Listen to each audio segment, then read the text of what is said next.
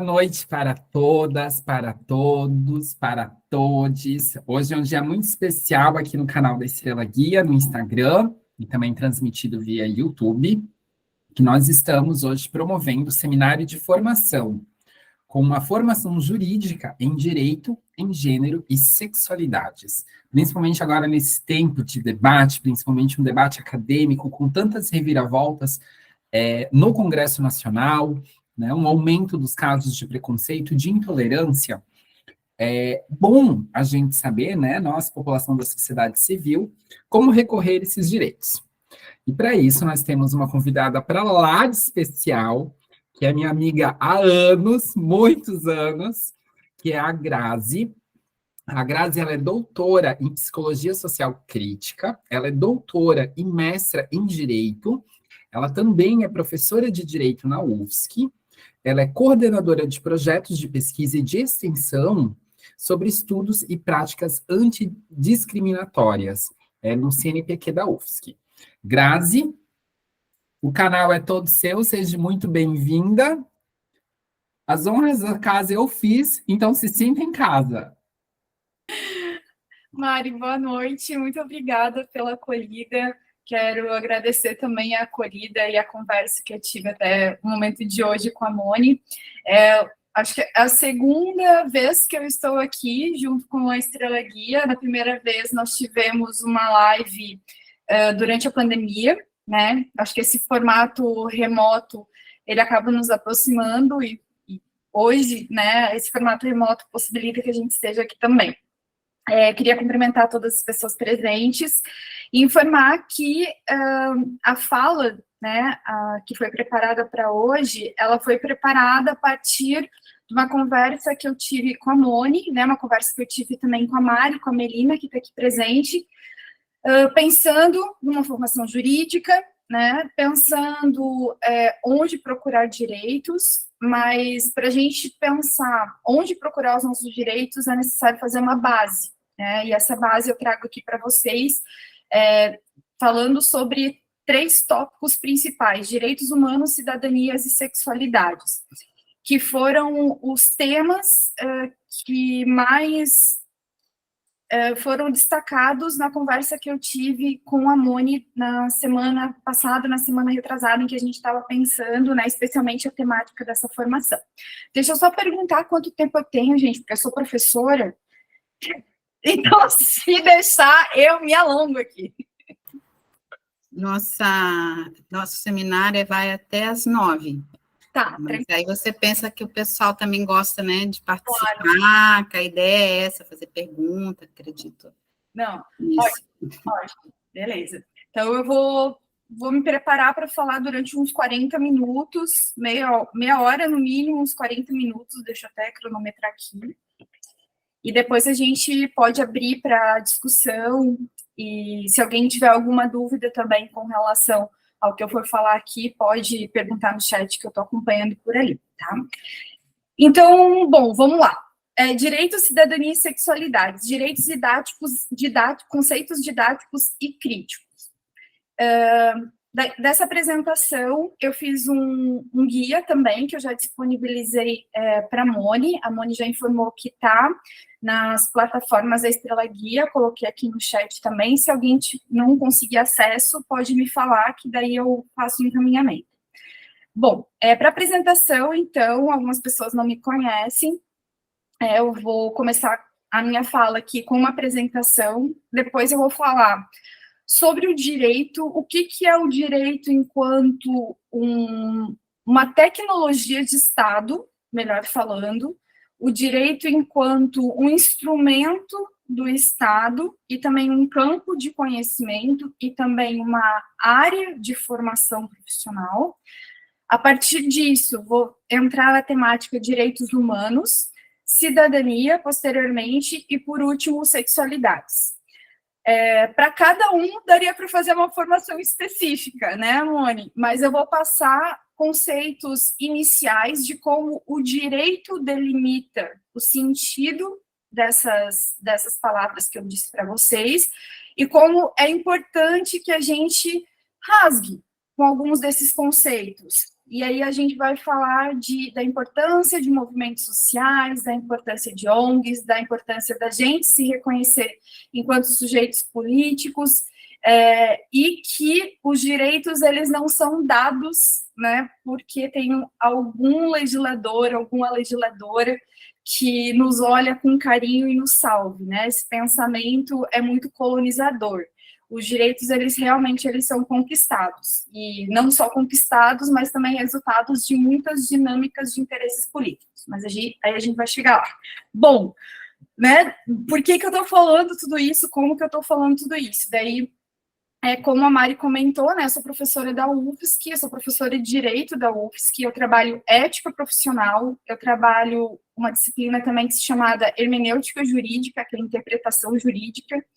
E nessas duas disciplinas na graduação, a gente estuda bastante os sentidos ou os limites dos significados das palavras que nos organiza como nós estamos organizados. Então, a partir dessa linha, né, de questionar quais são os nossos limites, quais palavras nos limitam, quais são os limites imaginativos que nós temos durante a nossa vida, pela nossa vida, e como que o direito também apresenta limites e como ele também, eventualmente, nos coloca numa posição de proteção, mas ele também nos delimita de alguma forma, tá? Então, coordeno projetos de pesquisa relacionados a práticas antidiscriminatórias, como a Mari também falou, e promovo ações de extensão, como ações formativas e consultorias relacionadas sobre o tema. Mas acho que o que é mais importante para mim, que me levou a trabalhar sobre isso, é me localizar como uma pessoa, como uma mulher natural de Joinville. Eu sou joinvilense e eu acho que muitas pessoas aqui sabem o que representa a cidade de Joinville nesse contexto tão neoconservador. É uma cidade muito importante, é uma cidade muito orgulhosa de si, mas que apresenta um alto índice de violência, e isso é muito grave, principalmente no campo de direitos humanos. Eu estou aqui em Florianópolis há 10 anos, eu vim para cá para ser professora da universidade, e Florianópolis e a universidade me mudou bastante, exatamente porque eu consegui ver possibilidades de vida, possibilidades de relações, possibilidade de existências muito diversas das que eu estava acostumada em Joinville. Isso me modificou, me ampliou, isso me potencializou e me animou muito mais para poder viver. Eu sou branca, né, tenho lugares de privilégio em diversos espaços, em quase todos os espaços, por conta disso. Eu sou lida também como cis e sou lida como hétera, o que também me dá espaços de privilégios nas instituições, apesar de eu não cumprir muitas práticas da cisnormatividade e eu não ser heterossexual, então eu acabo causando algum bug em algumas pessoas. E, né, algo que é muito importante também, que me atravessa, é que eu sou filha de uma mãe solo, minha mãe faleceu no ano passado, em setembro, de uma mãe solo periférica, então eu tenho uma visão de contextos neoliberais bastante fortes, consigo compreender o que isso representa estruturalmente no campo familiar, no campo de comunidade, e eu também sou considerada uma mulher com altas habilidades ou superdotação, que é algo que geralmente as pessoas não falam, é algo que foi ventilado no sistema educacional brasileiro ali na década de 70, 80, mas foi sendo negligenciado pelo governo brasileiro desde 90, 2000, tanto que existe uma lei que determina a identificação de pessoas com altas habilidades ou superdotação nas universidades, nas escolas, e, né, não é cumprido. Existem algumas universidades, algumas escolas formadas para isso, mas não se cumpre. Mas, enfim, vamos lá. A partir disso, eu questiono bastante a vida, eu questiono bastante as regras, eu reflito bastante sobre o porquê das coisas, algo muito natural meu, né? Até me entender que isso era uma condição de altas habilidades, demorei, né? E faz muito sentido a gente pensar em diversidades, em pluriversalidades de relacionamentos, de mundos, de tudo. E não faz muito sentido, não faz quase nenhum sentido determinadas delimitações que a gente tem de possibilidades de como a gente pode existir. Então, nessas minhas inquietações, é a partir daí que eu olho o direito de dentro, né? E daí é o primeiro campo da nossa fala aqui. O direito em si, enquanto um campo de conhecimento, um campo de formação, mas também como uma tecnologia de Estado, tá? O que significa ser tecnologia de Estado? Significa que o direito é um instrumento do Estado para um controle social. E isso é muito importante da gente pensar como que isso atravessa as nossas existências, não só num campo político coletivo, mas também num campo individual. Como que o direito atravessou, impediu ou violentou os nossos corpos, os corpos de cada pessoa aqui presente, ou que vai assistir posteriormente a gente,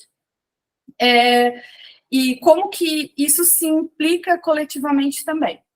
Então, olhando o direito de dentro, a gente vai entender o direito como uma estabilização de expectativas, né?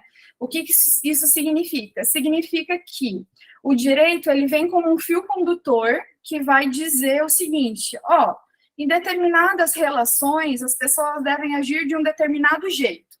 Em determinadas situações, as pessoas devem se comportar dessa forma. Essa prescrição que a gente fala, ou essa previsão de como as coisas devem acontecer, é algo que estabiliza, né, ou em outras palavras, que dá esse controle de como as coisas devem ser organizadas, de como as coisas devem funcionar. Isso, de um lado, é bastante importante, a gente trabalha aqui com ambiguidades também, isso, de um lado, é bastante importante porque isso nos confere uma sensação de segurança, né, no ambiente social, mas não é para todo mundo, né, depende de quais expectativas estão sendo correspondidas nessa determinação de como que a gente deve se comportar ou não. Então, de dentro do direito, a gente percebe que o principal, gente, não é o sujeito, a pessoa, ter a sua vida, sua liberdade, suas N possibilidades de existência, enfim. O que é importante é o que o indivíduo, o sujeito, ele cumpra as determinações do Estado, que cumpra as determinações da norma jurídica. E é isso que a gente aprende no direito, tá? É isso que a gente aprende, infelizmente, nos cursos de direito que nós consideramos, que nós nominamos como tradicionais. Basicamente normas, a gente não tem uma disciplina em que a gente dialogue com as pessoas. Em todas as disciplinas, a gente só fala sobre normas e como chegar a uma eficiência do Estado, como chegar a uma suficiência do sistema jurídico, e o sujeito, a pessoa, ela tem que corresponder a essas expectativas. Sob pena de sanção, pena, violência estatal ou não, né? Pode ser violência social que o Estado não dê bola, que o Estado se omita a alguma resposta a essa violência. Então, a gente, né, o que a gente tem como justificativas para ser dessa forma, dentro do direito, que tenha que se dar uma coesão, uma manutenção da sociedade, mas que, na verdade, é uma projeção ortopédica, emprestando essa ideia um pouco de Foucault, eu gosto bastante da base pós-estruturalista dele, é uma projeção ortopédica do sujeito a partir do ideal que é o sujeito universal. O sujeito universal é uma ideia de uma pessoa específica que deve cumprir determinados comportamentos, determinadas normas dentro de um determinado contexto. Só que esse sujeito universal, ele não serve para todas as pessoas, né? E a gente vai ver mais sobre isso quando a gente falar de direitos humanos. E daí, quando a gente vê o direito de fora, a gente vê o seguinte, tá, mas existem outras possibilidades de relacionamentos, de contratos, de trabalhos que não são reconhecidos pelo direito. Seja reconhecidos de uma forma direta ou seja reconhecidos de uma forma indireta. A gente vê, por exemplo, a questão do trabalho sexual, em que há um reconhecimento como ocupação, mas não há um reconhecimento formal para fins de direitos trabalhistas. E daí a gente começa a questionar, tá, mas por que isso não está reconhecido de uma forma direta, central, como um direito, por que essa prática, ela também não é reconhecida como direito. Daí a gente vai começar a entender que existem alguns valores e algumas diretrizes ideológicas do direito. A gente vê de fora também que a gente precisa reconhecer outros sujeitos, outras pessoas que estão fora do paradigma jurídico, e que a gente mantenha a sociedade de uma forma coesa e questionando a função da violência, para que serve a violência, em que casos são permitidas, em casos seriam permitidos a violência, e também questionando a própria violência estatal. E a gente daí vai provocar essa fratura do sujeito universal, que eu vou jogar lá para os direitos humanos, tá? Então, do direito, gente, o que eu posso falar para vocês antes da gente chegar nos direitos humanos? É que a gente tem, como regra geral, uma formação de um direito muito tradicional, que não foca na proteção necessariamente das vidas das pessoas, mas foca na proteção a um sistema, para que esse sistema cumpra uma eficiência, uma eficácia, a partir de um paradigma, de um projeto moderno de humanidade. O que eu quero dizer com isso? O nosso direito brasileiro, ele se inspira no direito europeu e num direito lá da Idade Moderna, que a gente vai encontrar aí, né, numa perspectiva bastante ilusória, os ideais da Revolução Francesa, que são importantes, mas não servem para todo mundo, né? Servem ali para homens, serve para pessoas alocadas, para homens alocados na burguesia e brancos, né? A gente vê a Revolução do Haiti, que vai trazer esses questionamentos e essas ambiguidades desse projeto iluminista. Então, a gente vai ver que esse sujeito universal, na verdade, ele não é todo mundo. Ele tem um determinado corpo, ele tem um determinado comportamento que é legitimado pelo Estado a partir desse instrumento que é o direito. Então, esse sujeito universal, ele acaba ocultando esse conhecimento situado. O conhecimento situado representa que nós produzimos esse conhecimento, nós produzimos o direito, nós produzimos os direitos humanos, nós produzimos tudo isso que eu estou falando para vocês a partir de uma determinada situação. Eu sou uma determinada pessoa que, a partir da minha vivência e do meu filtro de vida, a partir das minhas experiências, eu produzo um determinado conhecimento, reconhecendo ou não a pluralidade da vida. Da mesma forma, o direito é produzido dessa forma. Todas as formas de conhecimento, todos os conhecimentos que a gente pode perceber, são produzidos a partir de um determinado contexto e a partir de determinados sujeitos. Então, imaginar, idealizar um sujeito universal que se pretenda para todas as pessoas é uma ilusão. A Butler, inclusive, vai trazer isso no livro dela. E é que ela vai questionar essa lógica do sujeito universal e como o direito em si, ele oculta esses processos políticos, esses processos de luta que são travados historicamente em determinados contextos. E, nesse sentido, o direito ele acaba produzindo processos de reconhecimento de determinadas vidas e processos de exclusão de outras vidas. A gente vê no nosso direito, por exemplo, no direito brasileiro, a gente vê o reconhecimento da união estável heteroafetiva. Ok. Isso, gente, é texto de lei, isso está na lei, é muito difícil de ser alterado, precisa de um procedimento mais extenuante para sua alteração. O que é muito importante também é que a gente tenha o reconhecimento da união estável homoafetiva. Só que esse reconhecimento, ele se dá via poder judiciário. Tem problema nisso? Tem. Por mais que as decisões sejam vinculantes e elas sejam para todas as pessoas, essas decisões, elas não vinculam o poder legislativo. Então, há riscos do poder legislativo emitir um determinado projeto de lei que possa fazer cair essa decisão do STF.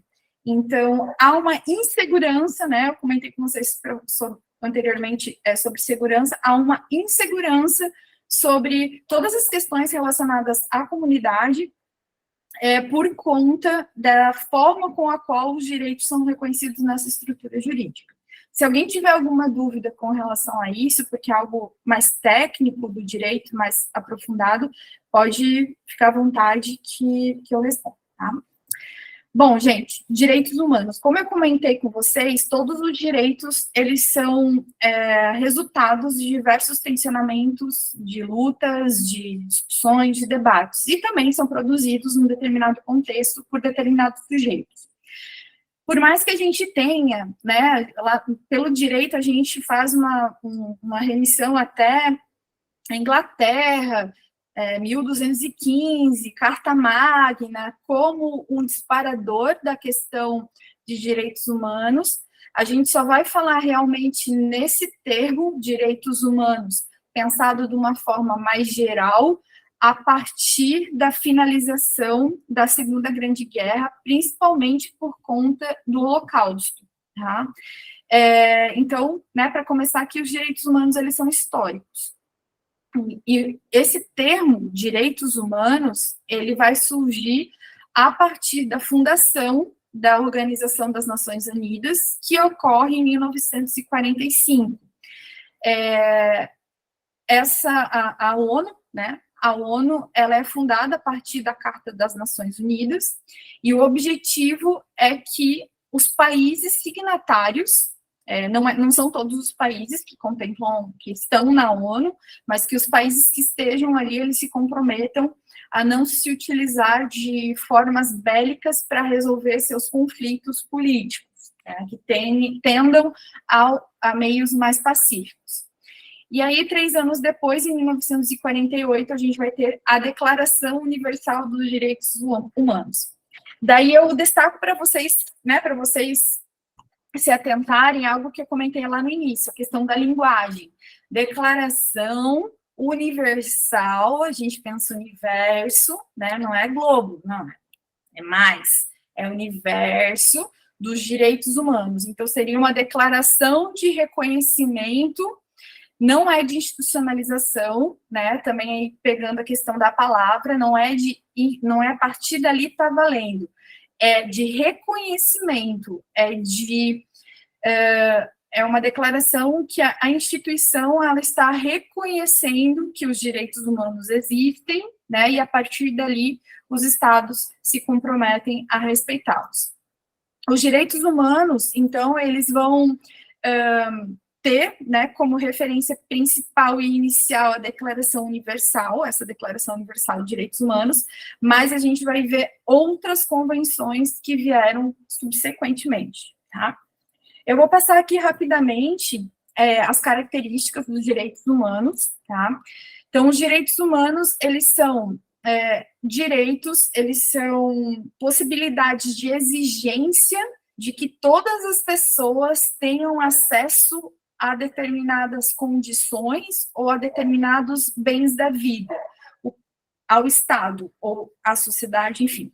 Então, em outras palavras, eu tenho um direito humano, todas as pessoas aqui têm direitos humanos, e eu posso exigir do Estado ou de outras pessoas ou da sociedade, eu posso fazer uma exigência a partir disso, de ter acesso ou de eu não ser impedida ou que eu possa exercitar alguma faculdade que seja relacionada à minha existência humana. Sei que é bastante amplo, mas depois a gente vai melhorar essa definição. Bom, os direitos humanos têm, então, né, a gente tem como, mais tradicionalmente também, essas características de universalidade e inalienabilidade, que representam para todas as pessoas e que eles não podem ser vendidos, né, eles não são trocados, eles não podem ser alienados. A indivisibilidade também, todos os direitos humanos, a gente faz uma divisão, que é uma divisão didática para compreensão da dimensão das camadas, na verdade, as dimensões em si dos direitos humanos. Então, como eu coloquei ali no material, seja de natureza civil, política, econômica, social ou cultural, os direitos humanos são inerentes à dignidade da pessoa humana, que a gente vai ver mais adiante o que ela significa, tá?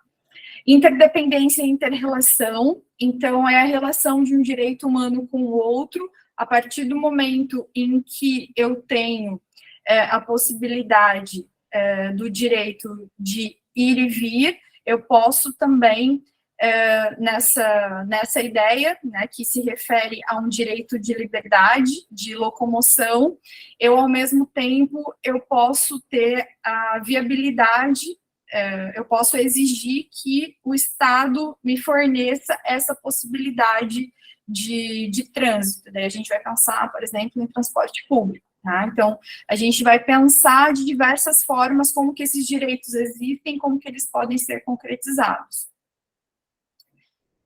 Na sequência aqui,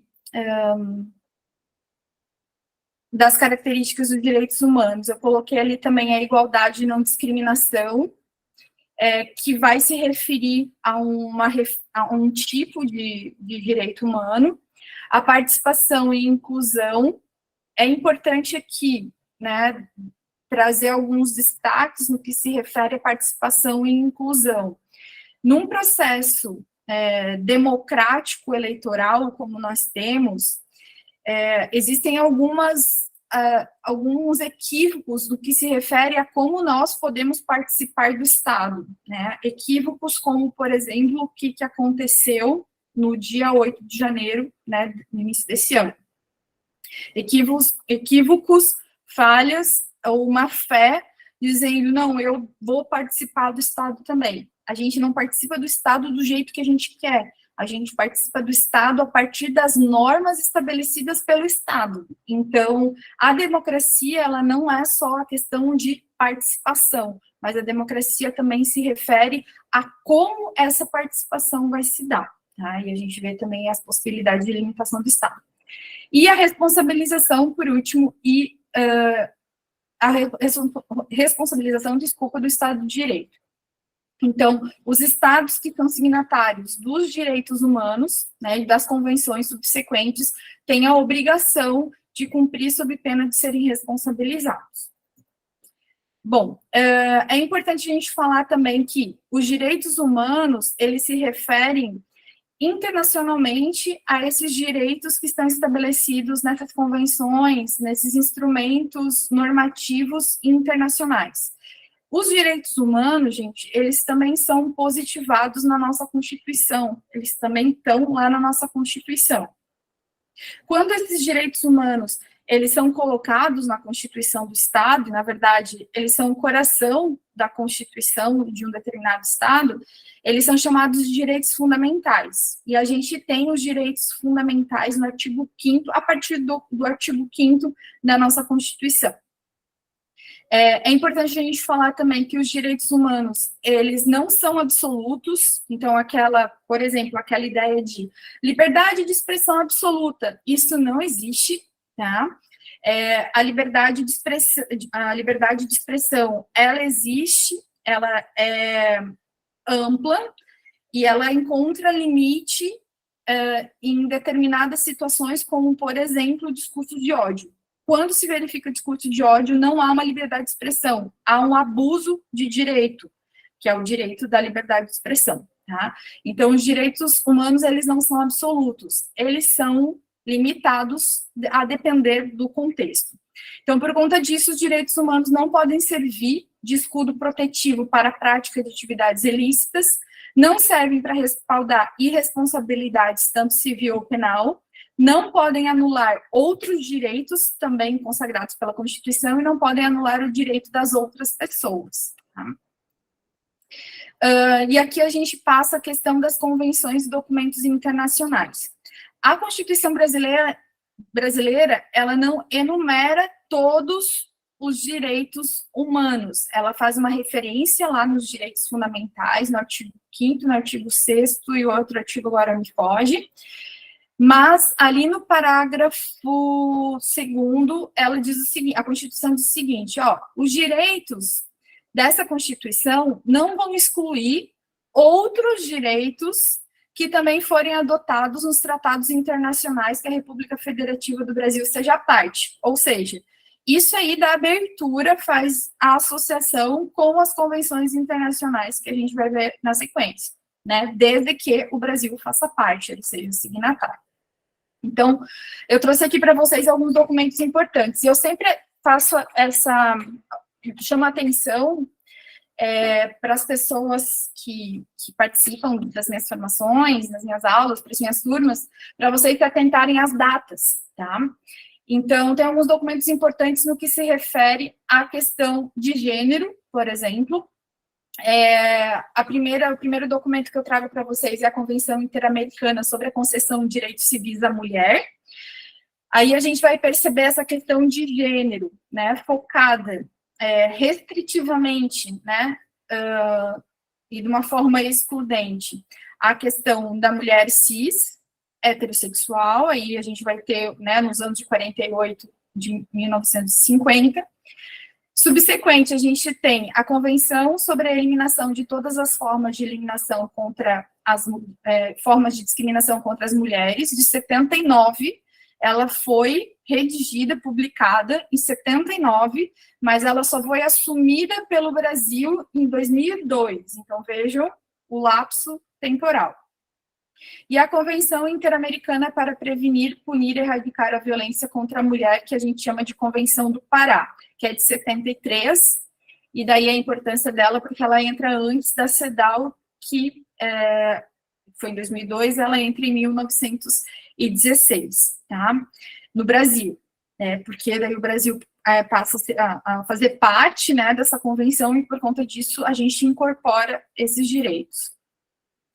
O que é importante falar aqui sobre esse ponto é que a referência, principalmente da CEDAW, quanto da Convenção, a Convenção de Belém do Pará, é que já houve encontros discutindo essa convenção, e a orientação é de que haja um respeito para com a condição política de interseccionalidade às mulheres. Então, não é só a mulher cis, né, não é uma perspectiva excludente de mulher cis heterossexual. Então, todas as mulheres trans, mulheres lésbicas, mulheres com diversidade racial, étnica, vão ser abrangidas também por essas convenções.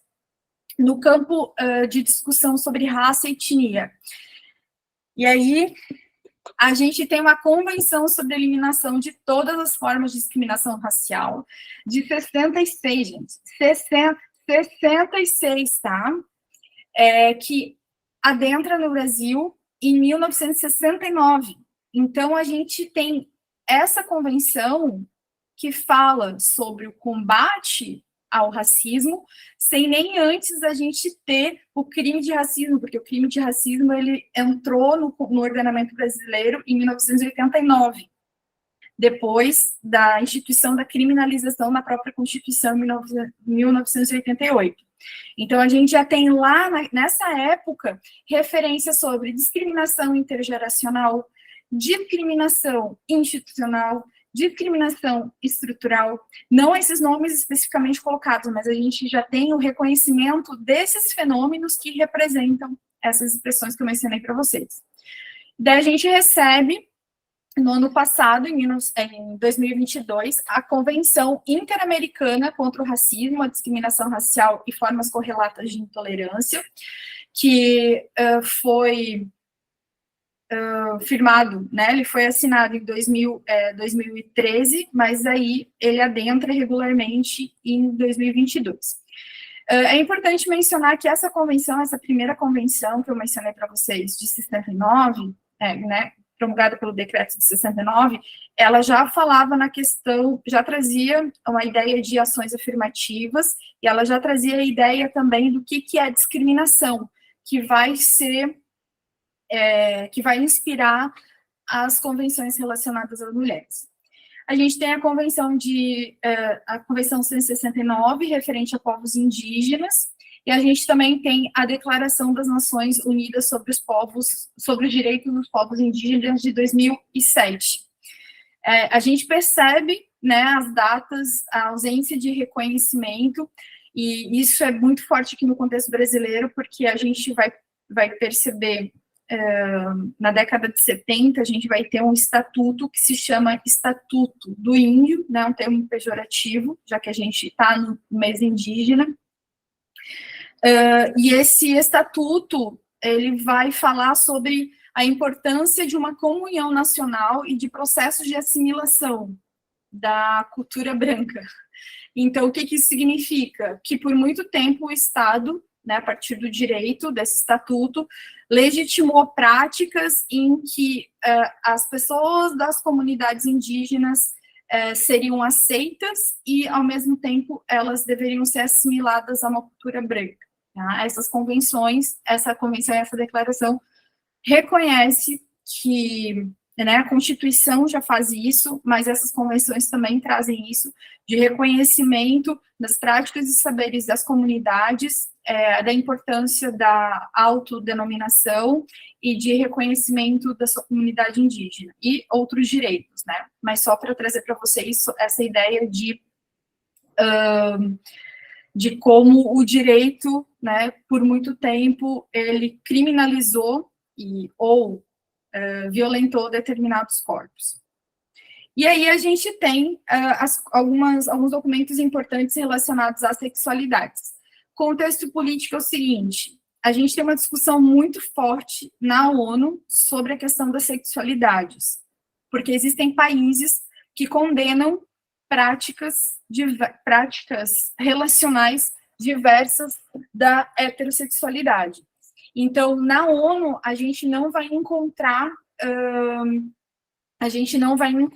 documentos, né, globais sobre essa temática, mas aqui no contexto americano, né, no continente americano, a gente vai ter essa Convenção Interamericana de Direitos Humanos, que não fala necessariamente sobre sexualidades, mas fala sobre condição, né, tem um termo lá em específico que fala sobre a proibição, a vedação de discriminação, né, a gênero, a condição econômica e qualquer outra condição. Então, essa qualquer outra condição há um enquadramento na questão de orientação sexual e identidade de gênero. A gente tem, pela Corte Interamericana de Direitos Humanos, uma opinião consultiva que vai fazer o reconhecimento da identidade de gênero e da orientação sexual, o reconhecimento da marginalização, o reconhecimento das violências intergeracionais contra a comunidade. E a gente tem também os princípios de Yogyakarta, que surgem em 2006, foram atualizados agora em 2017, e eles são princípios para interpretação dos direitos humanos a partir do olhar das sexualidades, tá? Não são princípios produzidos por algum órgão do sistema de direitos humanos estatal ou supraestatal. Esses princípios eles foram produzidos por pessoas especialistas na área, que se reuniram em Yogyakarta, produziram esse documento e disponibilizaram, né, mundialmente para que ele fosse utilizado e tido como uma referência de interpretação. E a gente também tem, daí por último, nesses documentos, a questão da diversidade funcional ou deficiências, que é o termo técnico que a gente tem no direito, que é a Convenção Internacional sobre o Direito das Pessoas com Deficiência, que entra aqui em 2008, tá? A partir disso, de direitos humanos aqui, eu vou fazer essa referência de que os direitos humanos, todos os nossos direitos humanos, que são direitos que se referem direitos de liberdade, direitos de igualdade, direito de participação do Estado e direito sobre um meio ambiente ecologicamente equilibrado, por exemplo, eles vão representar o que nós chamamos de mínimo existencial. É o mínimo de direitos, de condições materiais que nós devemos ter, de acesso a bens que nós devemos ter, para que nós tenhamos uma condição de vida digna. E isso é determinado pela Constituição no artigo 1º, como fundamento. Então, é fundamento, né, da República Federativa do Brasil, dentre a soberania, a cidadania e também a dignidade da pessoa humana. tá? Então, é importante pensar que a dignidade da pessoa humana está vinculada a todos esses direitos humanos que vão representar o mínimo, né? O mínimo, a base mínima jurídica para que a gente possa ter uma existência digna. E isso pode ser reivindicado por todas as pessoas. E aí a gente vai falar da cidadania, que também é um dos fundamentos do Brasil, né, da República Federativa do Brasil. E quando a Moni me falou sobre cidadania, eu falei assim, tá, existem algumas definições aí diferentes, né? Eu vou trazer as duas. A primeira definição é uma definição mais restrita, que é a definição jurídica. A definição jurídica, ela vai vincular a cidadania com a participação do Estado, no Estado, especialmente aquela pessoa que pode exercer direitos políticos. A pessoa que pode exercer direitos políticos, aí, no sentido estritamente do sistema eleitoral, é aquela pessoa que pode votar e que pode ser votada. Ponto. Isso é a cidadania no sentido estrito e no sentido jurídico. Mas, numa definição política, numa definição social, que a gente vai entender como sentido amplo, a gente vai ter a compreensão da cidadania como a possibilidade de participar do Estado, exigindo a concretização de direitos, o acesso a bens e também a positivação de novos direitos, caso isso seja necessário, tá? Então, conforme eu comentei, vou fazer uma leitura aqui para vocês. Pode-se entender a cidadania nesses termos, sendo exercida por movimentos sociais que impulsionaram, via advocacy, o reconhecimento de direitos sociais, a exemplo das estratégias processuais e jurídicas para reconhecimento da união estável afetiva e também reconhecimento da identidade de gênero, tá? Então, a gente pode entender a cidadania também, esse exercício estratégico, sendo representado pelo acesso ao Estado, tá? E aqui eu trouxe algumas considerações um pouco críticas relacionadas a isso, do que se chama de cidadania sexual. O João Manuel de Oliveira, em 2013, ele estudou as práticas relacionadas a essa cidadania sexual em Portugal, e ele traz algumas ideias que são importantes. Eu não vou fazer a leitura aqui, eu só vou passar aqui para vocês. Ele vai dizer o seguinte, né? Na verdade, eu vou dizer aqui, né, a partir da ideia que ele se refere. Nós temos essa referência de que a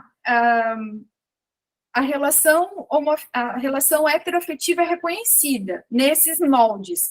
Então, eu também tenho a relação heteroafetiva como uma referência, eu quero esses direitos também.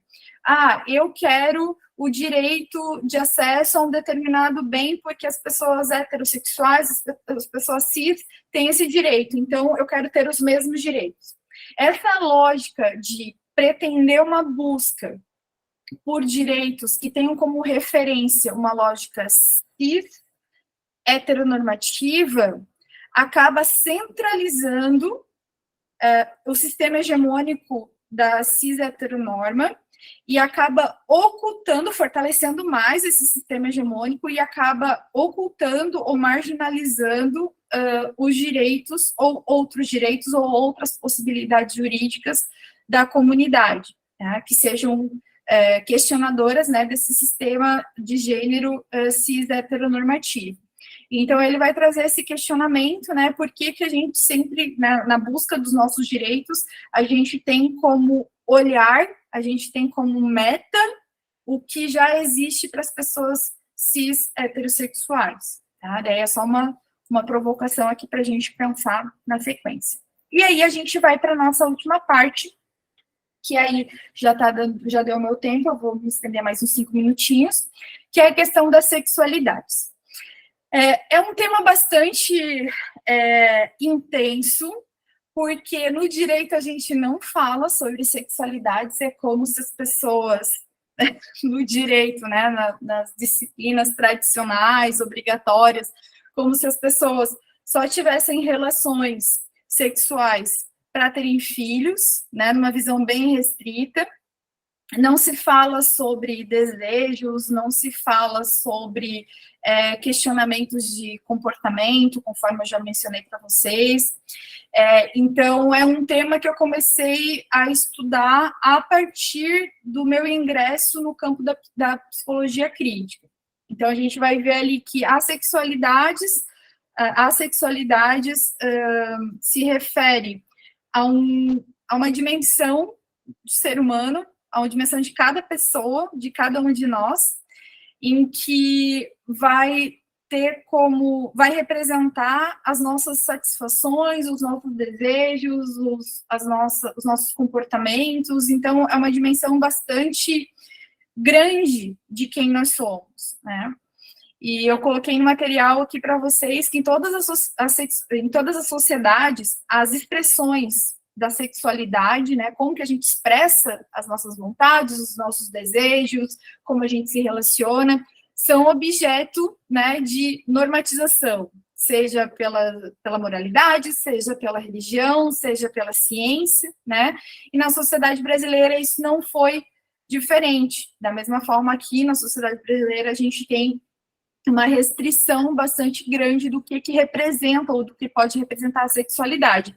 Aí a gente vê, por exemplo, as discussões sobre educação sexual nas escolas, em que algumas pessoas, ou né, o movimento, as pessoas referentes a um movimento conservador de extrema direita vai dizer que educação sexual se refere a práticas sexuais, uma visão bastante deturpada do que representa a sexualidade, e sendo que não vai perceber que na própria organização da escola existe uma tônica de sexualidade que é o sistema cis heterocentrado. Né? Então, isso não é questionado, né? Porque é tido como universal, e aí é o grande problema do universal.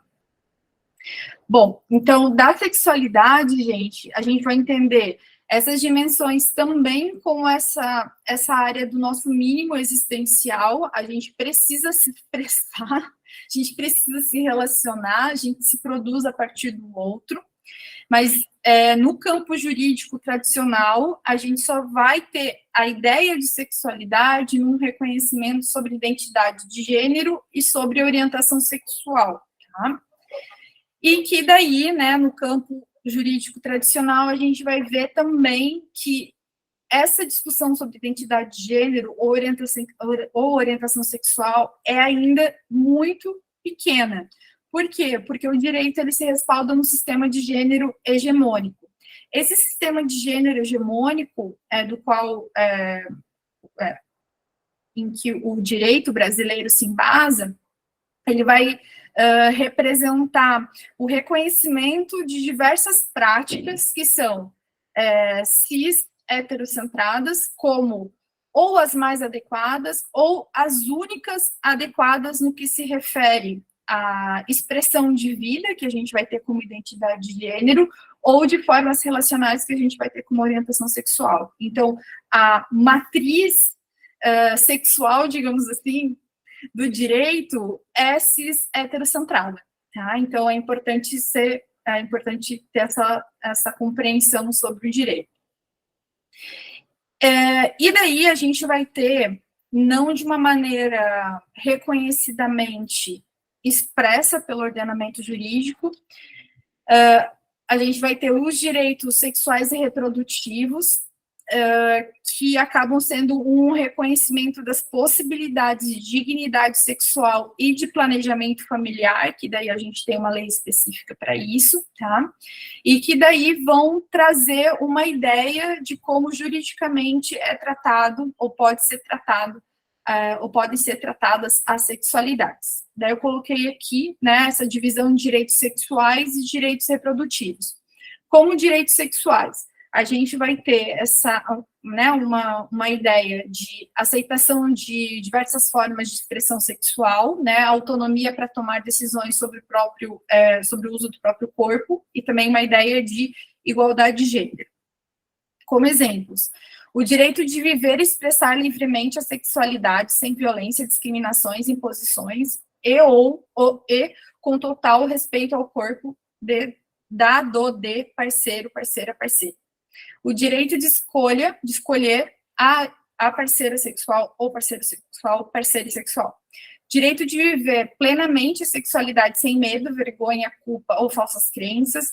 Direito de viver a sexualidade independentemente do estado civil, idade ou condição física. Obviamente, aqui a gente fala de pessoas maiores de idade e capazes, né, de expressar a sua vontade. O direito de escolher se quer ou não ter uma relação sexual. O direito de expressar livremente a sua orientação sexual. Aqui não é exaustivo, tá? Não é um rol taxativo, aqui é só exemplificativo. O direito de ter uma relação sexual independentemente da reprodução, né? É um óbvio, mas é um óbvio que precisa ser falado. O direito ao sexo seguro, direito a serviços de saúde relacionados a sexo seguro, que garantam privacidade e sigilo no atendimento de qualidade sem discriminação, e direito à informação e à educação sexual e reprodutiva. Esses são os direitos sexuais das pessoas que a gente vê, infelizmente, sendo bastante negligenciados pelo nosso Estado. A esperança dos 100 dias aí é que mude, né? E como direitos reprodutivos, a gente tem o direito das pessoas decidirem de forma livre e responsável se querem ou não ter filhos, filhas, e se desejam ter em que momento das suas vidas, o direito de acesso a informações, meios, métodos e técnicas para ter ou não ter filhos, o direito de exercer a sexualidade e a reprodução livre de discriminação, imposição ou violência. E é importante, né, repetindo aqui, que os direitos sexuais, os direitos reprodutivos, o direito à saúde, né, porque isso está vinculado, como eu comentei com vocês, os direitos humanos, a gente divide de uma forma didática, mas esses direitos se referem à saúde, também se referem à existência, se referem à liberdade da pessoa, então são direitos que nos formam e que a gente precisa ter um mínimo para a gente alcançar, para ter a nossa dignidade de vida. E que a gente tem, né, o direito de exercer esses direitos, a gente tem o direito de exercê-los sem correção, violência e discriminação. E daqui, para encerrar, gente, o destaque que eu faço para vocês é o seguinte: a gente tem no direito uma estrutura de possibilidades do que a gente pode reivindicar, que é um campo muito privilegiado para determinados corpos. E que determinados direitos que a gente vá pretender ter, muitas vezes por conta, né, dessa linguagem excludente, dessa estrutura jurídica excludente que a gente não consegue fazer a reivindicação de uma forma direta. Então, é necessário estratégia em movimento social, estratégia em movimento de advocacy, estratégias de alguma forma para conseguir a garantia desses direitos. Mas a gente sabe, é uma estrutura que é uma estrutura excludente, é uma estrutura ainda colonial, né, visto a nossa história, é uma estrutura racista, é uma estrutura transfóbica, é uma estrutura misógina, e a gente tem bastantes práticas de profissionais do campo do direito tentando quebrar isso. Contudo, nós também somos, né, se a gente não corre atrás, nós também somos formados nessa lógica excludente. Então, é importante trazer isso para vocês, para que vocês não nos tomem, daí eu me coloco, né, nesse lugar, porque eu estou no direito também, não nos coloquem nesse lugar de autoridade, né, nós somos, né, profissionais, e muitos profissionais têm diversas limitações e são diversamente, muito discriminatórios, exatamente por conta da sua própria formação, que vai ser uma formação tradicional e não vai contemplar isso que eu trouxe para vocês. Tá? Bom, deu meu tempo, Mônica. A gente segue agora, fico à disposição de vocês para perguntas, comentários, dúvidas. Ah, Grazi, não entendi isso, vincula com aquilo, e vamos lá. É muita coisa. Já tem gente com perguntas, Grazi. Olá! Quem quiser fazer pergunta, pode ir por sequência, tá? pode falar no microfone, ou quem não queira falar no microfone não consegue, aí eu falo, daí eu leio do chat, tá bom? Boa noite. Boa Eu noite. sou Fátima, sou trabalhadora sexual. Fátima? Sim, daqui de Salvador, Bahia, sou da Prosba. Eu gosto de ouvir sobre direito, né? Apesar de que eu não vou me formar em direito, eu acho muito complicado, é muita coisa para estudar, mas foi muito esclarecedor, viu? Muito parabéns, doutora Graziele, né? Isso. Quando eu vejo a explicação falando sobre direitos humanos, direito reprodutivo, direito disso, direito daquilo, como que eu posso exigir que o meu direito sexual também, de trabalhadora sexual, também não implique tanto, inclua nesses direitos, assim, por exemplo, porque eu sempre quero incluir que o meu direito também ao meu corpo é meu, eu também posso ganhar dinheiro com ele, sabe? Isso parece que esbarra quando chego nesse discurso que eu posso ganhar dinheiro com o meu corpo. Parece que isso não está fora, sabe? Aí eu vejo que os direitos humanos, apesar de todo, né, esclarecedor e tal, ele tem muito a desejar, né? Principalmente para quem exerce o trabalho sexual. Queria que a senhora pudesse explicar um pouquinho mais. Esbarra, e a gente percebe que eu não tenho um aprofundamento sobre isso, tá, Fátima? Então é importante colocar que eu não estou por dentro das discussões políticas no que se refere ao reconhecimento do direito ao trabalho sexual. Mas o que a gente percebe das discussões, dos debates que eu já participei, a gente esbarra em moralismo. A gente esbarra no moralismo. A gente esbarra nessa figura, principalmente agora que a gente percebe um retrocesso dos direitos, né? A gente vinha avançando e agora a gente percebe um retrocesso dos direitos e uma defesa muito grande dessa figura idealizada da família tradicional, da família tradicional brasileira, heterocentrada, cisgênera, sem possibilidades, né, numa restrição e numa redução também do que seria o exercício sexual, né? Então, eu vejo com bastante preocupação, né, como eu te falei, eu não estou acompanhando o debate, mas eu vejo com bastante preocupação esse incremento do moralismo que vai atingir vocês também, né? Já atinge, óbvio, né? Mas vai atingir possivelmente mais ainda, né? E se a gente antes estava próximo a um reconhecimento, a gente tem o reconhecimento como ocupação, salvo engano, né? No Ministério do Trabalho, que dá guarida a determinados direitos, mas a gente não tem a possibilidade de reconhecimento dos outros direitos relacionados às outras pessoas trabalhadoras, né? A gente vê uma diferença, assim, de tratamento um pouco, não tão abismal, mas a gente encontra também uma diferença no que se refere às pessoas trabalhadoras domésticas, porque a ideia do trabalho doméstico, o trabalho doméstico também surge desse processo de escravização, né? Então, tem também toda uma história e que vai chegar em determinado ponto que, por conta de interesses políticos e econômicos, as pessoas que são trabalhadoras domésticas não têm todos os seus reconhecimentos, não têm todos os direitos trabalhistas reconhecidos, né? E eu vejo nessa mesma perspectiva, nesse mesmo cenário, esse moralismo e esse conservadorismo também esbarrando no reconhecimento do trabalho sexual. É a única explicação que eu consigo te dar, sabe, Fátima? E meu corpo, minhas regras, não serve, né? Não serve, é só para uma galerinha ali. Obrigada, Fátima. Mas alguém tem alguma pergunta?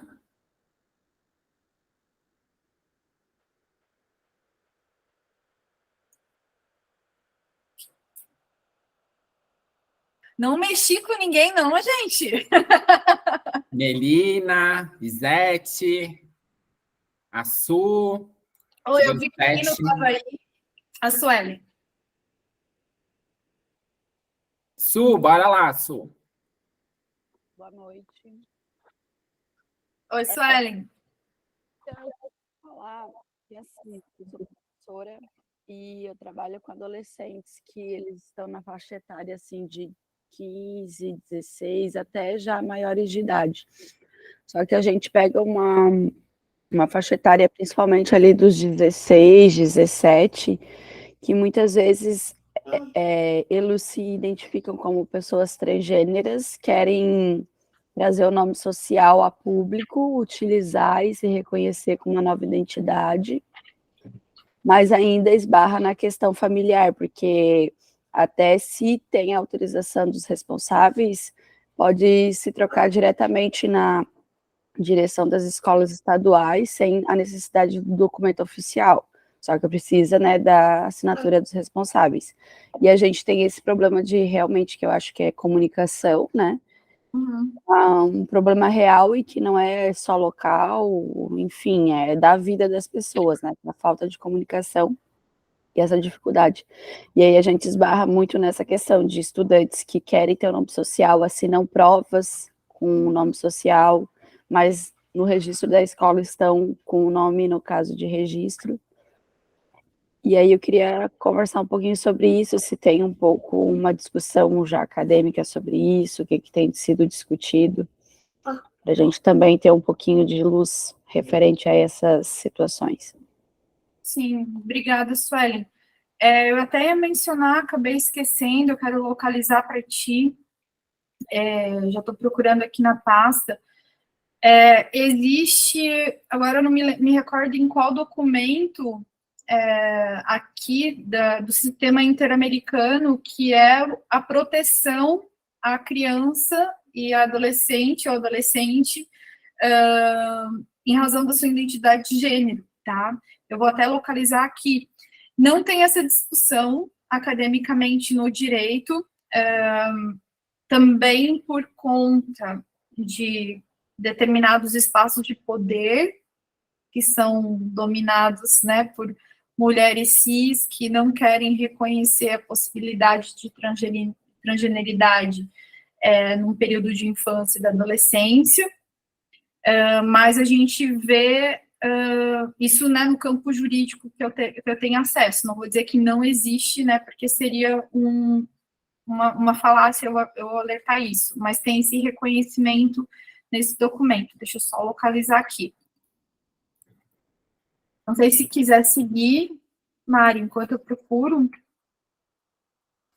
Alguém tem mais alguma pergunta, alguma consideração? A Moni.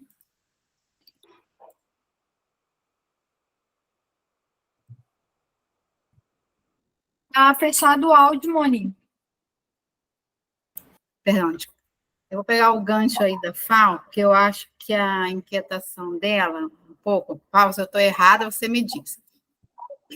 Era também pensar que caminhos, né? Que caminhos que esse direito, aí, esse grande nome, esse grande conceito, pode trazer, né, para as trabalhadoras sexuais, para o movimento, né, das trabalhadoras sexuais, das prostitutas, para pensar essa formalização, regularização, legalização do trabalho sexual, né, e com a ideia de que isso vai trazer inúmeros outros benefícios, né, para as pessoas que atuam, né, nessa atividade. E aí eu fiquei pensando um pouco no que você comentou em algum momento, dessa questão da matriz sexual, né? Acho que, para mim, no meu pensamento, a base está aí, se a matriz sexual é uma matriz, né, que tem como um princípio, né, uma cara, um corpo, né, uma determinada cor, e uma determinada ideia de mulher, de família, de sexualidade e de, né, tantas outras ideias. Então, realmente, né, como a gente pode estar dissolvendo essa matriz tão dura, né? Tô rindo de nervoso aqui, mãe. Tão duramente dura e rígida, Sim. e não deixa muito, não dá muitos caminhos para a gente, né? Bem, mas eu fiquei pensando um pouco, é uma provocação que, para mim também, né? Eu sou de uma outra área, não tenho nada de direito, sou da área da antropologia, Sim. então você pensa, né? Outra visão de mundo, e que as profissões vão nos formando, né? É uma das nossas formações enquanto pessoas, sujeitos, né? São sujeitas, é a nossa carreira, o que a gente faz, né? É as nossas atividades. Mas, bem, não quero estar aqui filosofando também, não é essa a ideia. Moni, eu não tinha me atentado para isso, mas a tua pergunta me provocou e eu fiquei pensando em algumas consultorias que eu dei para alguns escritórios, poucos, né? Mas a gente vê um montante surgindo com essas contratações relacionadas às sexualidades na internet. Né? A gente vê sites OnlyFans, a gente vê o Privacy, a gente vê essas diversas plataformas, a gente vê a possibilidade de interações que se referem a essa questão, né, de sexualidades no sentido de práticas sexuais, né, que é focado ou voltado para práticas sexuais. E o curioso é que isso tem uma regulamentação jurídica, sabe? Então, eu acho que é muito interessante. Daí eu não sei, né? Eu gosto de pensar cenários pensando o caminho e pensando no pior que pode acontecer. Eu não consigo pensar nessa proposta no pior que pode acontecer, mas a minha proposta é talvez pensar em como isso está sendo discutido e aproveitar essa discussão, né? E tentar entender de alguma forma como que pode-se também chegar a essa possibilidade de reconhecimento e desses contratos também às trabalhadoras sexuais pessoalmente colocadas, se assim eu posso dizer, né? Porque essas outras pessoas, elas também, né, das plataformas, também se reconhecem como trabalhadoras sexuais.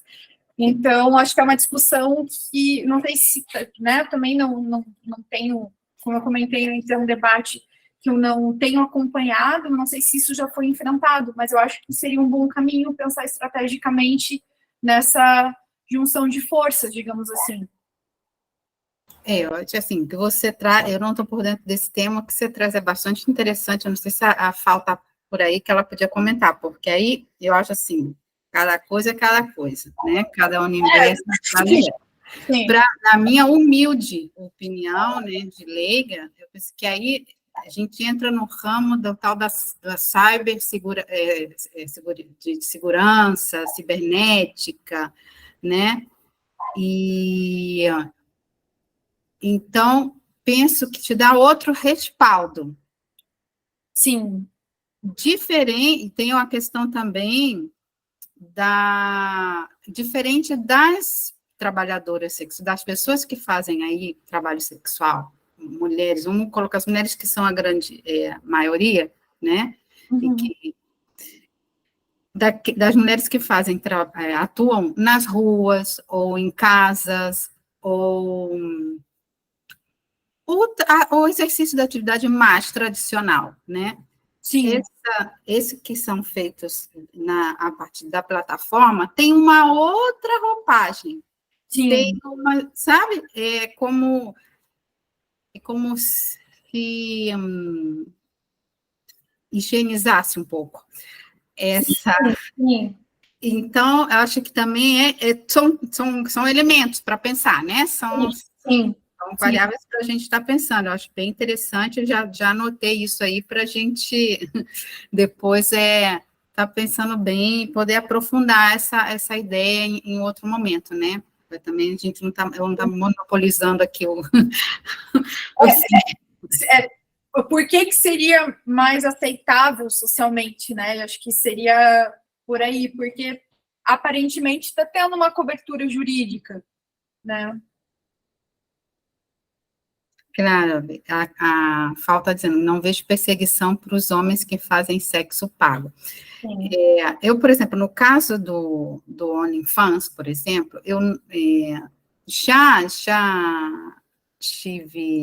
já ouvi pessoas falando de uma maneira como se, tá tudo bem, né, se está e está tudo bem, eu estou dizendo assim que não tem nada, é que a forma, o tratamento, como se vê, né, quando se realiza aí, nas plataformas, né, então, isso é bom para a gente estar pensando, não sei se seria um caminho, mas sempre é um caminho, né? Até mesmo para a gente poder estar questionando por que é tão difícil, né, visibilizar as demandas, né, das trabalhadoras sexuais, dos trabalhadores sexuais, em relação a direitos, né, em todos os sentidos, né?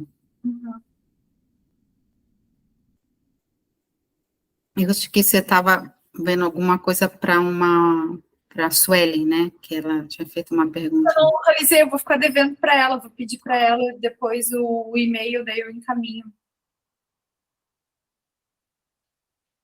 Não sei se alguém gostaria de fazer mais alguma consideração, mais alguma pergunta. O Lino está com a mãozinha levantada. O Lino, não vi. Desculpa, Lino. Oi, gente, tudo bem? Eu sou o Lino. Primeiro, queria dizer que é um prazer estar aqui na aula da Grazi, né? Eu acho muito importante esse momento. A gente tem que ter consciência mesmo, assim, dos nossos direitos. Eu acho isso uma coisa muito importante. Eu já vi, né, e acontece muito das pessoas trans, enfim, serem colocadas para fora de casa quando ainda menores de idade. E é uma luta aí que eu venho travando muito forte, porque eu ainda acho, né, que é responsabilidade dos tutores de manter as pessoas dentro de casa e se não quiserem manter dentro de casa, que sustentem com a pensão, enfim. Tem muitas questões aí que as pessoas trans não acessam por falta de conhecimento dos direitos, né? Então, para começar, assim, queria parabenizar muito essa ação. Acho que a gente precisa ter muitas mais dessa, né? Tipo, de repente pensando em várias, como que eu posso dizer, várias vertentes do direito também, né, Grazi? Porque cada pessoa do direito vai especializar numa área, né? Sim. Então, assim, a gente tem vários tipos de crimes, né, que são cometidos contra a nossa população em instâncias muito diferentes, assim.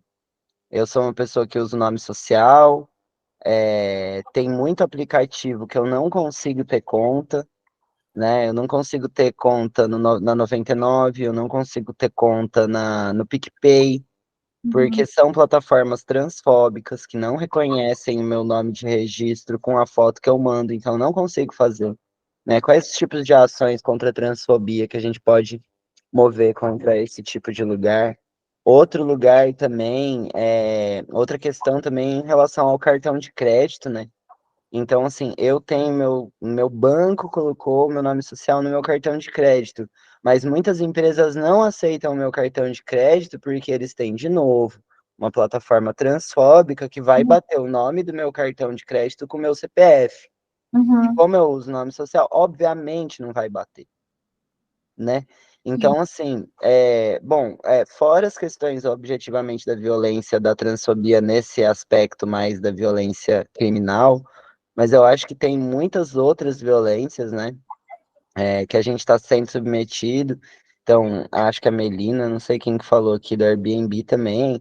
Enfim, várias vezes, assim, a gente está numa situação de perigo, porque, sei lá, se não tem o Uber, que foi o que aceitou o meu cadastro, eu vou ficar no meio da rua, porque o InDrive não aceita, sabe? Então, outras não aceitam. E isso vai gerando vai fazendo com que a gente fique cada vez mais propício a sofrer violência. Porque já é uma violência não conseguir acessar o app, é uma violência não conseguir fazer meu cadastro, é uma violência não acessar meu cartão de crédito. E se eu ficar de madrugada na rua sem ter um aplicativo de transporte, pode ser perigoso também. Então, assim, como que uma violência vai se somando a outras violências, né? E é muita coisa realmente para a gente aprender, mas eu fico muito contente, assim, que tenha acontecido essa ação e que a gente tenha a possibilidade de ter outras como essa, né? Para a gente ir aprendendo cada vez mais o que que a gente pode fazer, né? Quais as situações que todo mundo está passando. Para a gente entender também, porque eu acho que tem muitas situações que muitas pessoas nem sabem que acontece, né? Porque, tipo, só vai acontecer com pessoas trans. Tipo, só vai barrar o rosto de uma pessoa trans no aplicativo, sabe? Uhum. Então, assim, eu acho, enfim, uma ação muito importante que aconteceu hoje.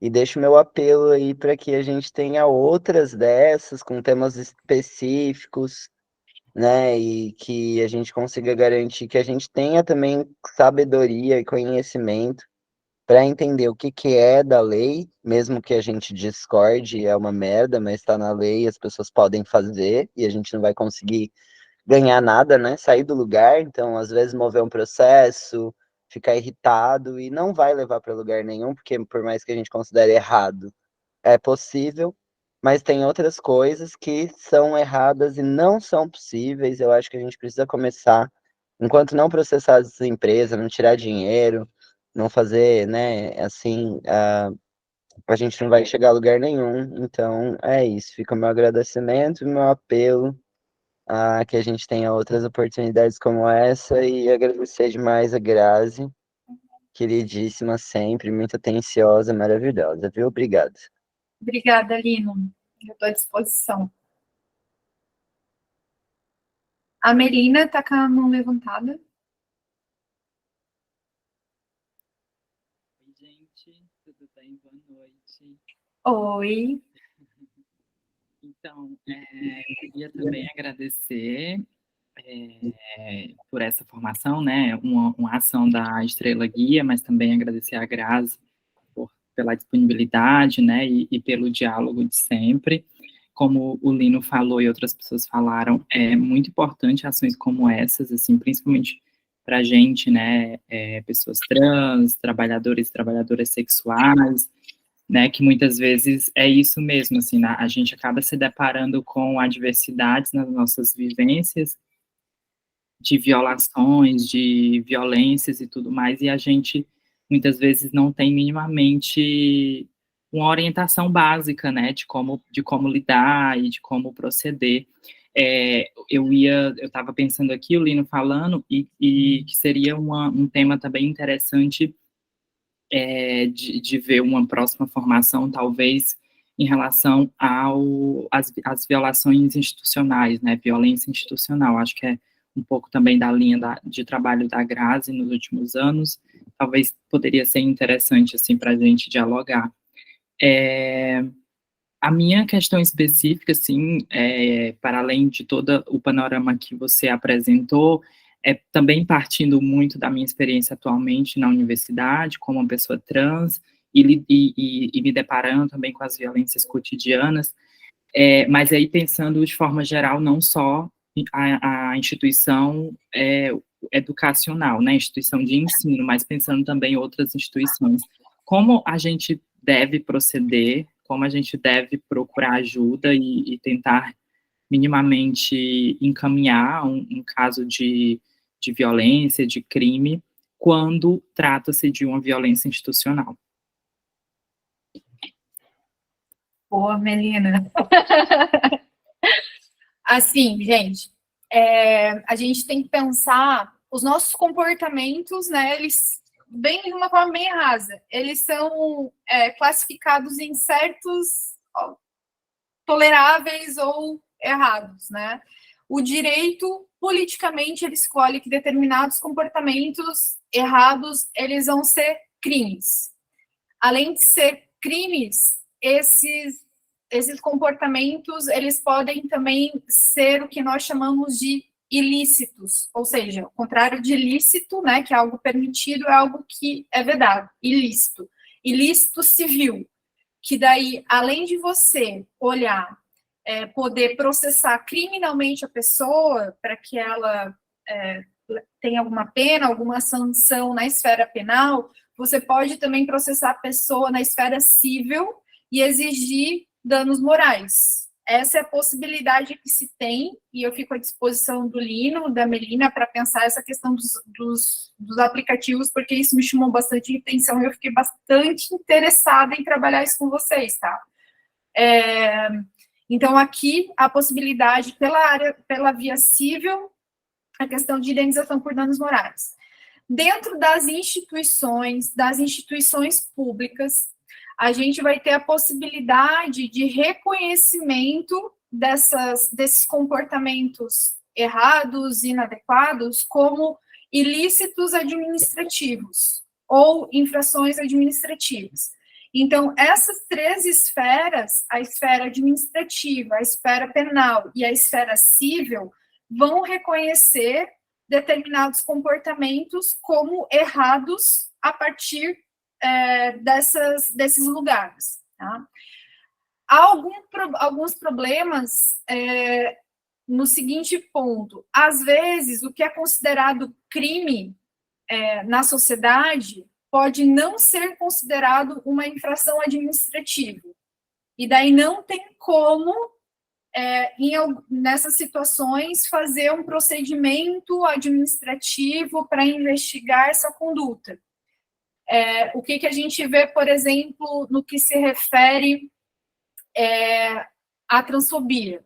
A transfobia é um crime, vai ser processado penalmente, vai ser também um ilícito civil, porque vai contra direitos personalíssimos da pessoa trans e você pode exigir indenização por danos morais.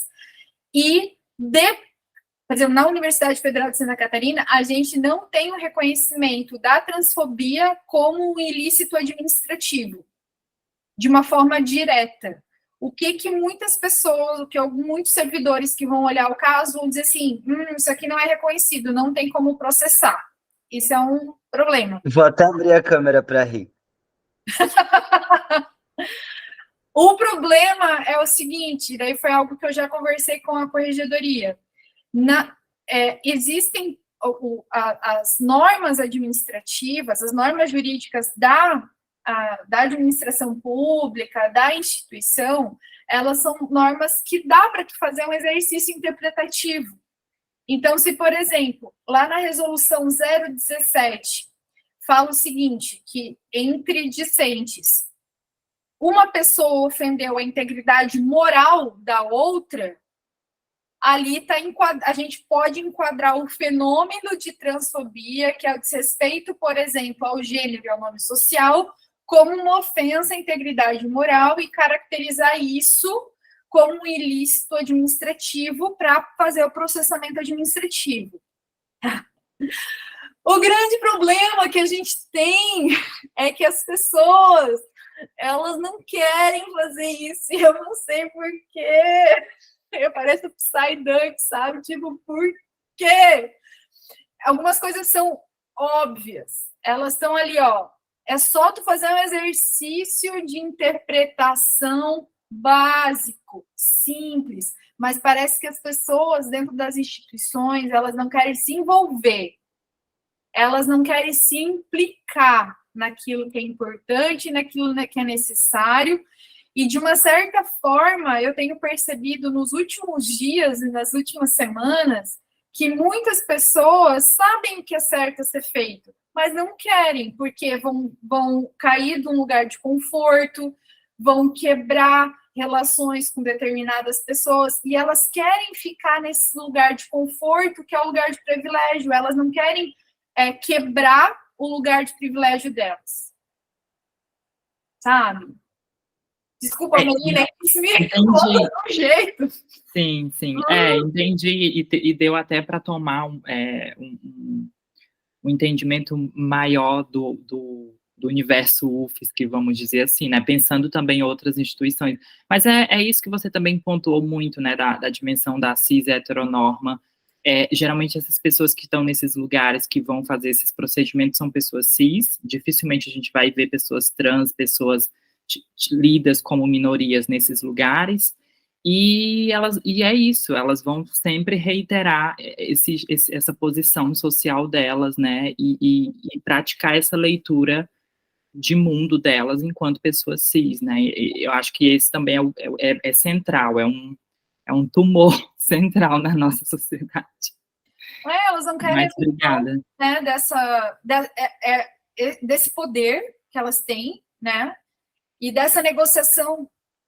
Elas não querem utilizar, essas pessoas não querem utilizar o poder que elas têm de negociação para poder, de alguma forma, mudar e impedir ou combater, enfrentar essa violência de alguma forma, sabe? E daí quando tu tem uma boa fé e tu diz assim, eu tô daí me colocando nesse caso, né? Quando tu diz assim, gente, olha, o certo é fazer isso, e as pessoas olham assim, dão um joinha, tipo, ok, não quero fazer o certo, sabe? Vou continuar fazendo errado aqui porque eu ganho mais de alguma forma e eu não vejo como as pessoas conseguem ganhar, sabe? Sim. E lembrei agora, inclusive, da questão dos crimes de racismo, né? Porque geralmente é isso, assim. Não é, na verdade, você se dizer que não é racista, nas práticas cotidianas, socialmente, que você tem que assumir essa postura antirracista, né, assim, e fico pensando isso também em outros tipos de violência e discriminações também. Sim. Obrigada. Obrigada. Não sei se foi a Suelen ou o Lino que pediram a fala, Suelen. Eu queria falar, porque vindo nesse gancho que tu comentou de a gente observar o que tem de errado nas instituições e querer sugerir, né? A gente tem muito essa questão do banheiro, porque o banheiro, ele é cisnormativo e é compulsório. Então, eu penso assim que a gente está falando de crianças e adolescentes que a vida inteira eles estiveram nessa compulsoriedade, desde o nascimento, desde o batismo, né? E o momento que eles começam a questionar é justamente na adolescência, ou, óbvio, né, talvez um pouco antes e tal, né? Mas quando eles começam a questionar, novamente é cortadas as asinhas. Então, eu tô meio que tentando fazer uma denúncia, mas eu já tô tão cansada nessa situação que já faz 1 ano mais ou menos que eu tô nesse projeto, que é justamente de dar visibilidade para pessoas que são invisibilizadas na nossa sociedade. E aí eu tive parceria de pessoas para fazer filmagens, essas coisas, para a gente fazer um trabalho de estética, de valorização da diversidade nas escolas, assim, onde eu trabalho.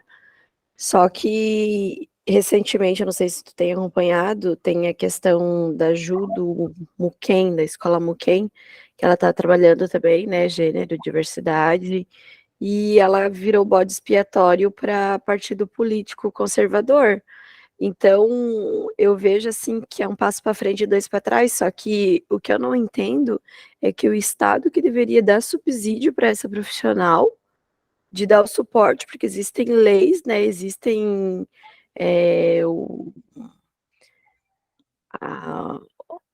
plano didático de Santa Catarina, né, tem um plano estadual para Santa Catarina que sugere, né, as leis de inclusão e mudanças efetivas para aumentar essa inclusão das pessoas da diversidade. Enfim, ao invés de dar subsídio, não, deu suporte para essas acusações. E aí eu queria perguntar justamente assim, o que a gente pode fazer perante servidor público nesse suporte jurídico que tu acabou de falar, para a gente talvez se resguardar e ter um subsídio para falar o contrário, para se defender diante de alguma acusação, diante de alguma perseguição política, porque eu já estou cansada, assim, eu já estou pensando assim, eu vou até terminar, mas vou deixar quieto, porque eu só vou me incomodar se eu expor isso para a mídia.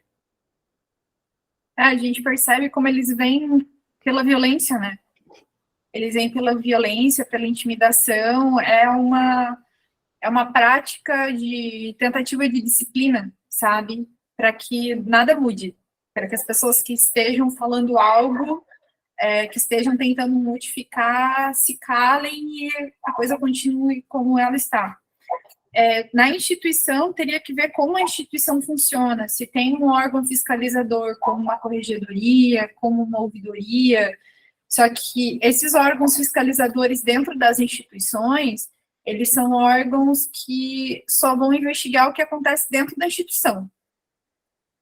Então, tem que verificar daí se a gente está falando de algum servidor público que deixou de fazer alguma coisa, se a gente estiver falando disso, a gente vai entrar em que ele deveria ter o dever de fazer, a gente vai falar sobre quebra de dever funcional, e daí a gente vai para o código de ética, e daí a gente pode processar, né, fazer um procedimento administrativo disciplinar.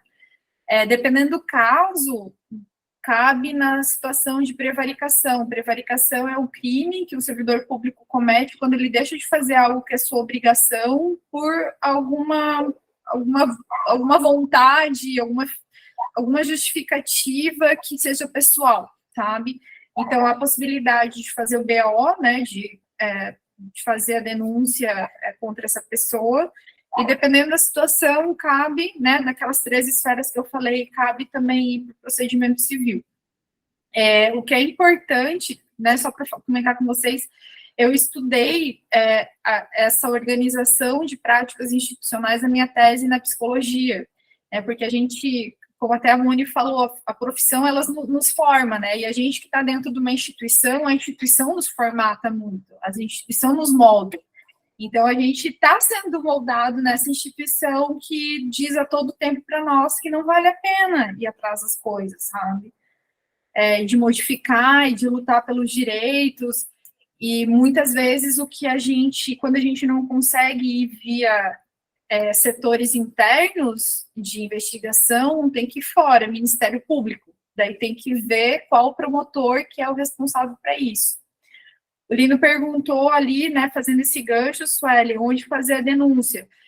Daí teria que ver exatamente onde que é a instituição, dependendo do fato, né, teria que ver qual é o fato específico que possa caracterizar um crime, e daí verificar se vai para a delegacia, dá para ir direto ao Ministério Público, então depende de qual é o fato que vai ser entendido como crime, né, no caso.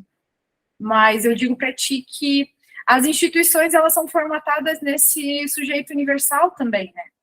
Então, isso é muito complicado. É muito complicado, a gente está tentando fraturar isso. E vai vir reação. Isso, e até onde a gente aguenta, né? Eu acho que essa é a principal pergunta. Isso, até onde a gente aguenta. E daí, então, eu queria fazer uma outra pergunta. Esses assédios, assim, né, essas situações, essas falas, essas perseguições, elas não poderiam se encaixar no crime de racismo? Dependendo, sim. Pensando nessa questão de transfobia, de preconceito ao diferente, preconceito às necessidades especiais dos diferentes, Sim. De quem está fora dessa norma. Sim. Assim, a resposta do direito depende, né? O que é importante para caracterizar um crime, no caso, né, se fosse a questão de transfobia, é verificar qual ação especificamente vislumbrada, o que realmente foi cometido, o que a pessoa fez contra outra pessoa em determinado dia, em determinada hora, em determinado local. Então, essa contextualização do fato é importante. Por exemplo, o fato de eu estar fazendo documentário ser tido como ideologia de gênero, algo que a gente sabe que nem existe, porém ganhar bancada, entendeu? Sim. Isso poderia ser acusação, tipo, poderia ter um rebote de crime de racismo?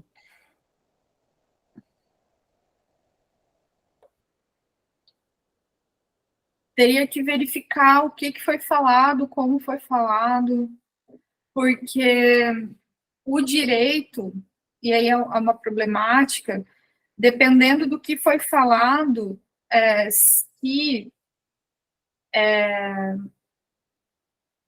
foi algo que não foi em função necessariamente em razão da identidade de gênero, e aí tem que pensar em argumentos de defesa das outras pessoas, eles podem desclassificar isso, sabe? E daí pode vir, né, sempre tem a reação. O que eu até comentei com a Melina esses dias, que a gente está percebendo bastante no campo de questões de parlamentares e tal, é o seguinte, lideranças indígenas, as parlamentares trans estão apontando determinadas pessoas como racistas e transfóbicas, tá? O que está acontecendo? Essas pessoas que estão sendo acusadas de serem racistas e serem transfóbicas estão processando essas pessoas porque elas estão dizendo o seguinte, racismo e transfobia é crime. Eu não cometi crime nenhum. Eu não tenho... Exatamente. Bem na calúnia, amigo. Então, você está me caluniando. Então, eu vou te processar, além de ir para o processo penal, eu vou para o processo também civil, indenização por danos morais. E daí, porra, tu cansa de processo. Tu cansa, mesmo que tenha sido verificado um crime nessa situação, pelo direito, tu precisa ter todo um processamento, e aí são direitos fundamentais, de devido processo legal, ampla defesa, contraditório, todo um processo devido para, no final, tu poder ser considerado como um autor de racismo, um autor de transfobia. Então, se isso não aconteceu, a outra pessoa pode, né, entrar com processo de calúnia e dizer, você está me caluniando. Exatamente, Lina. E isso tem sido meio que algumas práticas bastante constantes, sabe? Tenho acompanhado uma advogada que está defendendo diversas pessoas em situações parecidas. Obrigada. Imagina, Sônia. Alguma consideração, gente? Alguma outra pergunta? Moni? Eu tenho um aqui. Estamos aí o tempo inteiro falando dos sujeitos universais, mas nada mais particularista, digamos, vem ter essa palavra agora, que o próprio direito, né? Porque depende, né, disso, daquilo, do que foi falado, do contexto, da lei tal, né? Então, é bastante complexo. Nada, é só uma... Sim. É bastante revoltante, sabe? Mas... Também. Mas a gente tem que saber utilizar para o nosso bem, né? Para o nosso bem-estar. Essa é a ideia.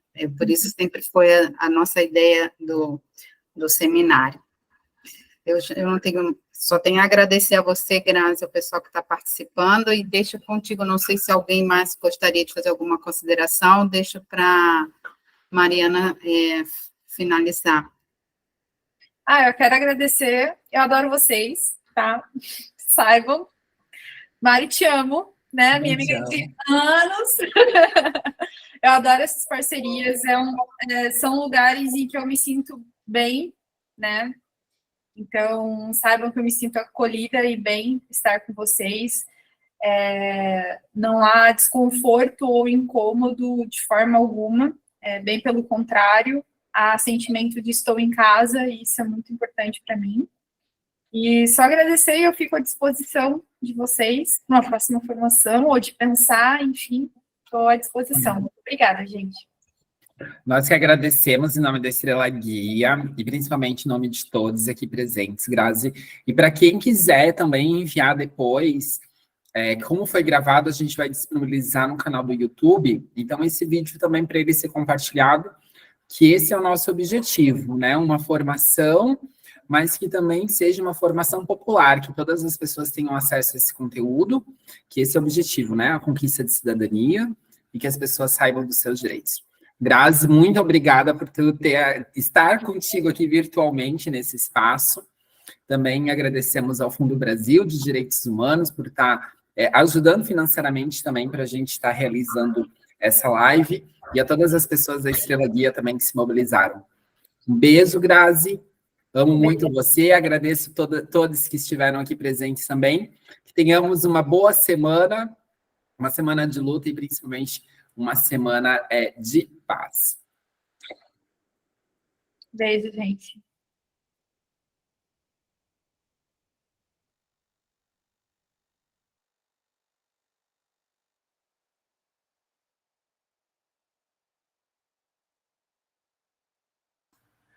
Como é que